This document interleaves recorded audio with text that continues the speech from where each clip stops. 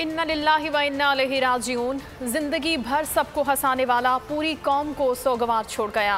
Comedian Umar शरीफ 66 बरस की उम्र में जर्मनी में इंतकाल कर गए। अदाकार को अमेरिका मुंतकिल न किया जा सका।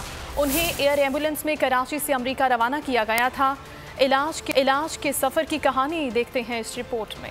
उम्मीदें बर न आई। इलाज के सफर में ही उमर शरीफ की उम्र तमाम हुई। लेजेंड कॉमेडियन ने आखिरी सांसें जर्मनी के अस्पताल में ली, जहां वो 3 दिन से जेर इलाज थे। उमर शरीफ को अमेरिका जाना था। न्यूबर्ग में तबीयत खराब होने के बायस उन्हें अस्पताल दाखिल किया गया ताकि तबीयत बेहतर होने पर रवाना किया जा सके, लेकिन वो जहां बर ना हो सके। लेजेंड अदाकार की कराची में तबीयत खराब हुई थी, जिसके बाद उनकी अहलिया जरीन गजल ने बताया कि उमर शरीफ का इलाज अमेरिका में हो सकता है। हुकूमत से इमदाद की अपील भी की। दुआओं की बहुत ज्यादा जरूरत है, क्योंकि उनके लिए एक एक दिन नहीं, एक एक मिनट बहुत कीमती है। डॉक्टर ने कहा है कि अगर आप 10-15 दिन में इनका ये सब ट्रीटमेंट नहीं करा सकेंगे तो हमें इनकी ओपन हार्ट सर्जरी करनी होगी।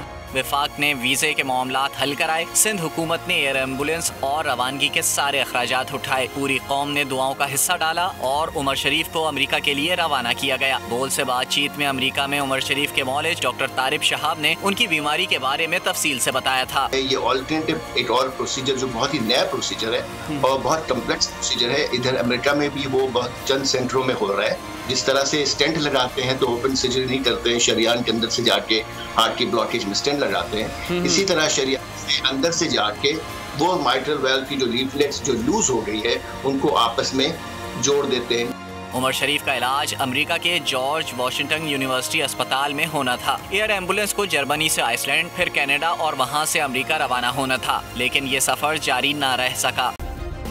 सब्सक्राइब करें और बेल दबाएं ताकि कोई खबर रह न जाए।